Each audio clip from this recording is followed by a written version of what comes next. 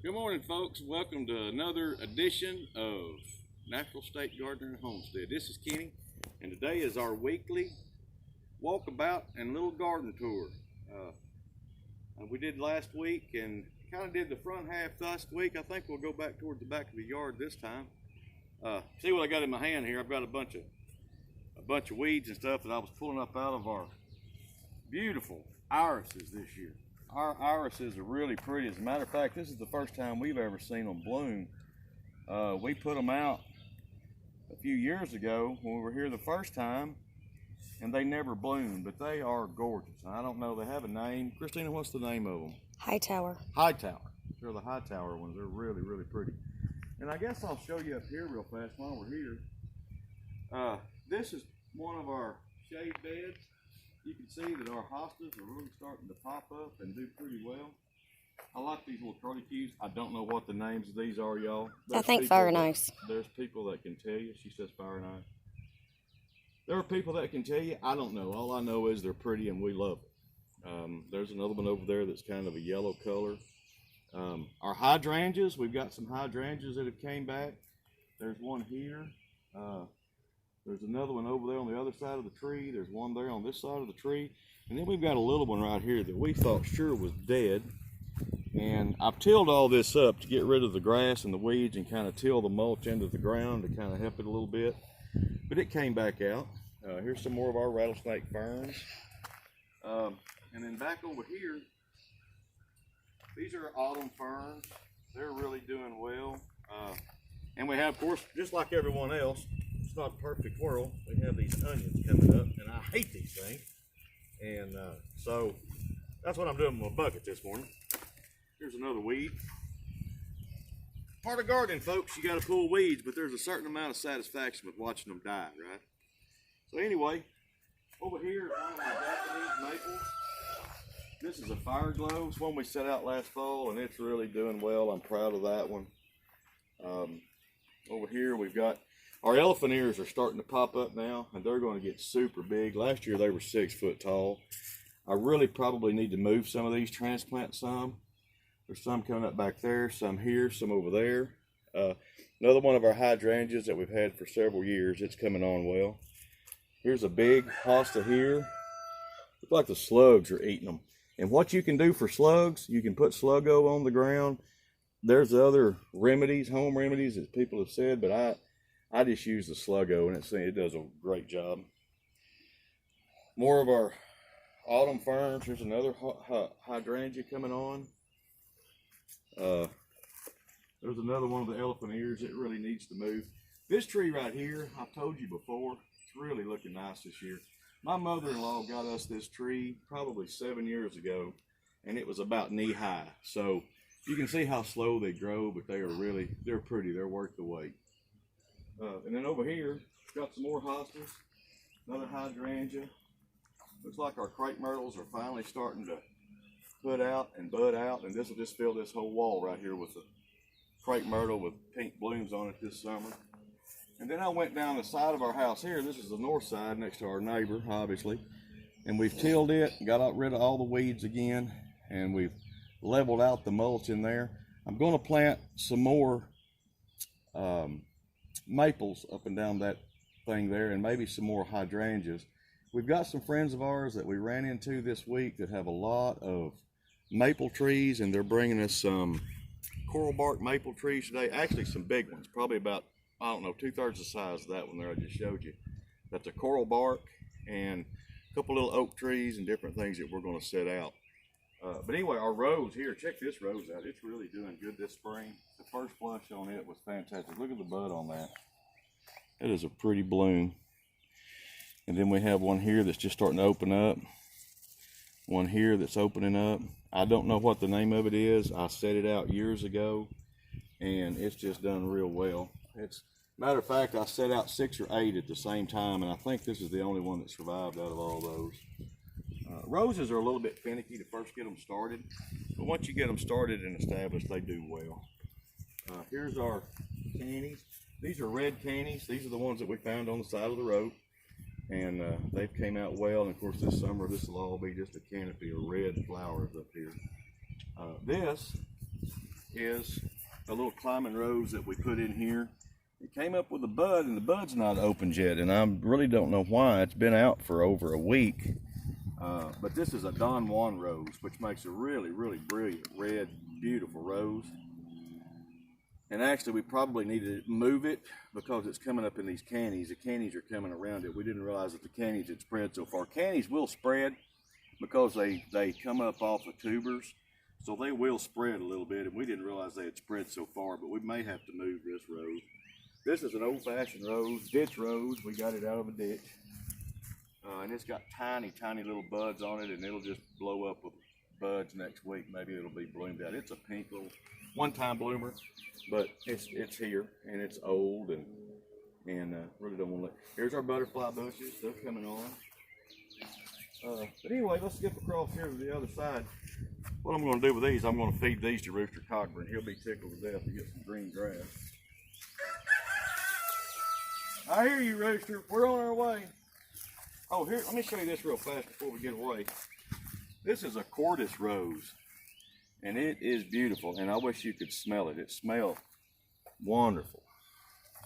This one here, this is real tight blooms on it. We've had this rose. This rose has been blooming for how long, Christina? 10 days? And it's still pretty. I mean, still a pretty rose. This is one of our favorites right now. And it has a wonderful smell to it. I know I've got to get all this cleaned out, all these daylilies. It's just too much. So we've got to clean a lot of these daylilies out and move them. So here's the hole I'll show you in a minute. There was a big oak tree in here, and I dug it out. Whether it'll live or not, folks, I don't know. But it had a taproot about that long. And we went all the way underneath the taproot, got the taproot and all. So that was the only way I knew that it would possibly survive, since it's already started to put out and the sap's rising. So we'll see. Keep our fingers crossed. You just have to keep them thoroughly watered. And our grasses are doing well. Here's our little hydrangea. It's a limelight. The bloom white and then green. Really pretty. You see our elephant ears are finally starting to take off and come out. We've got one or two space in between our grasses. Here's one here that came out. We didn't think it was going to make it, but it did finally come out. More grass. Here's another one of my little trees. Another bloodgood, I think, but doesn't get a whole lot of sunlight, so it has a lot of green leaves on it, which I think is really pretty, and a two-tone there with green and red. It's more of our hostas that we just recently moved. Here's some impatiens. These are shade lovers. They have to be in the shade all the time, but that'll just fill in this whole area here with just fill up just a drift of flowers. And then here is our new shade garden. Brand new one that we did, I don't know, a week or so ago. I don't know if we've shown it to you or not. I know what, yeah, I have shown it to you. But these bigger hostas are some that one of my watchers brought us, and she brought us several, and we've got them scattered out throughout the yard, and really proud of those. So as this thing matures and comes on, this will be a really pretty, these are endless summer hydrangeas. They're supposed to bloom from now until frost. So we're keeping our fingers crossed and hoping that they do.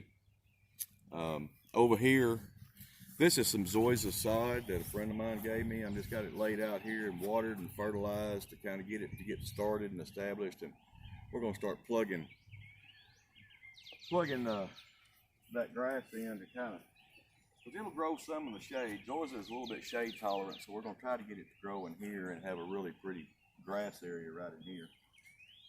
This little bed here, don't have much in it yet. We've got a hydrangea or two, real small ones, and then we've got some hostas coming on, and we've got this is a juniper right here of some sort. That, you know, it just takes time. Ow. These things just take a little time. They don't happen overnight. Got me. Huh? I was trying to show the tag on the juniper and it stabbed me. Did it stab you? Yeah. Here's a little hydrangea here. That one was really pretty when we set it out, but we didn't. Last year we neglected to water it. And there's something that I want to tell you about. Anytime you're going to set up any kind of a bed under a tree, I will tell you, old established trees don't play well with anything new that's in the ground. So you're going to have to give them special attention, extra water, extra fertilize for the first year, 2 years, Once they get established, then they'll go ahead and live. You shouldn't have any problems. But trees, they're so used to sucking up all the nutrients and all the water and everything out from around them that you really have to give your new bed special attention, because if you don't, you're just not going to have anything. They're going to die, they're going to look bad, they're not going to produce the way and perform the way you want them to. So you have to keep that in mind. Not that it can't be done, it's very easy to be done. You just have to be real, alert and aware that you have to do that. So here's some more of our ferns. These were some of the ferns that we had on our front porch at our last house. And they were huge. They got absolutely massive. And we did a video back in the winter where we separated a bunch of these. I've got some more on my front porch. What we're going to do with them, we're going to plant them in the ground. They're hardy to about zone 8B. But anyway, we're going to try to push it a little bit. We've got plenty of areas that we can kind of protect them in the wintertime. We're going to see if they'll survive the winters here. I think they will. They were in our garage all winter and never were watered, taken care of very much. But I think they'll survive in the ground, so we're going to plant those in the ground. Here's another one of these little junipers. Matches the other one down there. Our crepe myrtles, you can see they're starting to come out. I'm not touching it because it got me. Huh? I'm not going to touch that one. But they're starting to come out, and I always try to keep my suckers off, especially these that have got multiple trunks. I try to keep my suckers off about head high. There was one I just pulled off. Here's one. Because I want it to have a canopy and I want to be able to see through it. And it's real simple to do, especially when they're new. You just wipe your hand on there and it takes them right off. So try to keep them to where, or at least I do, I try to keep them to where they canopy up high. And you can see we didn't murder this thing. We didn't cut it off short. We cut it off high to where it would flush out and canopy and make a really pretty tree like. So these have been here for years. My grandparents had these out here. They've always cut them off short. There's nothing I can do about them. The trunks on these things are 6 inches around. They're just old, huge hostas that really have kind of served their purpose. But You're right, those would be the largest hostas in the land. well, hydrangea, I'm sorry. I mean, no, I didn't mean that. It's a, what is it, a crepe myrtle? Yeah, they're isn't it? called crepe myrtles. Yeah, well, when you get old, our roses here, our knockouts, our pink knockouts are doing well here in this little garden. We've got plenty of buds on. You can see the pretty pink blooms. They're as happy as a tick on a dog's butt. They sure are. They look good. Here's some over here on this one. Now this is sad, y'all. Can anyone please, if you have any idea at all, what could have happened to these maple trees? I have 2 that have already succumbed like this and 1 that is well on its way. And I don't want to lose the last one that's on its way because it's part of an entryway and it has a twin right beside it, and I don't know that I could ever replace it.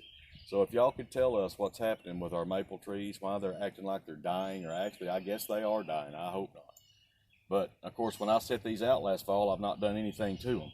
I know they need cut back. I know a lot of the limbs are crossing and bad looking, but I've not done anything at all to it. I wanted to let it get out a year to kind of get established before I started trimming on it. Maybe that's what I need to do. I don't know. Please, somebody tell me, because this is very disheartening. It's sad. Sad deal, because I love these things and they're so pretty in the landscape, but this one's not doing well. But anyway, we'll walk around through our garden here, this little more of a shade area here. Some more of our autumn ferns, some more hostas. Got some hostas back here. There's some more rattlesnake ferns we put out. These are some little woodland ferns that we just picked up off the side of the road. Actually, I can't think those came from our farm too. Here's a little maple tree that I got at a nursery. And you can see these azaleas here have about served their time. They're about done. I'm going to go ahead. I'm going to do a video later this week on cutting these back and what you need to do. There's a certain window that you can cut back your azaleas and they'll come back and bloom next year. And you can't you can't bloom them, or you have to wait until the blooms are finished. Then you can come back and cut them back. And I'll show you how far to cut them back and what to do with them when you do cut them back to ensure that they bloom again next year. Here's another little maple that's doing well. I'm proud of that one. Some of our azaleas are still holding on. That's a beautiful pink that we had, just a neon pink. This one's finished. That one's finished. These over here, these are late bloomers that they came through for us and put on a pretty show. These are done. These are just starting. They're identical. They're exactly the same plant, same species, same everything. These bloomed and quit, and these are still blooming. I don't know if it has something to do with the soil, these are wetter, or what the situation is. But anyway, we'll cut these back as well. And of course, we had some leftover river rock from a little landscape job that we did, so we made us a little creek bed in here, a little dry creek bed. We do have to get some more gravel and kind of expand it on out and finish it up. But anyway, there's that. Now over here we've got some more rattlesnake ferns, and hopefully this summer these things will fill on in and cover everything up. I know we've got some weeding to do. That's gardening, right? I mean, we're not perfect. We're keeping it real, so you can see the weeding we've got to do. This is not a perfect place. No one else's is, I'm sure. Here's another Japanese maple that made it. So far it's made it. I don't want to jinx it yet. There's that one. These azaleas are so pretty. It's pretty color. And this one over here is another one that did not make it. It has succumbed to whatever problem situation we've got, I think. So somebody please give me help with my maples. If there's any way to save these or bring them back, please let me know.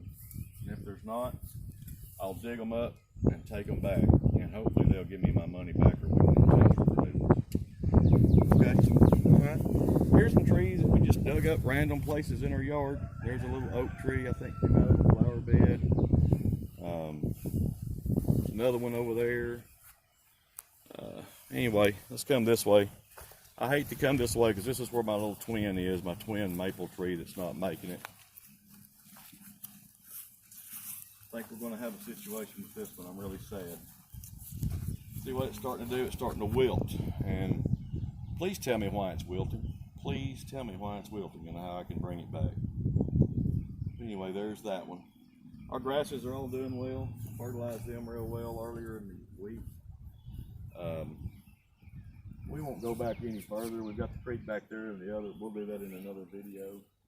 There's another one of the trees, another one over there. They're doing okay. Okay, if y'all remember back in, I guess February, maybe late February, we did a video on bringing the roses that were over there and made a rose garden here. You can see they're starting to bloom.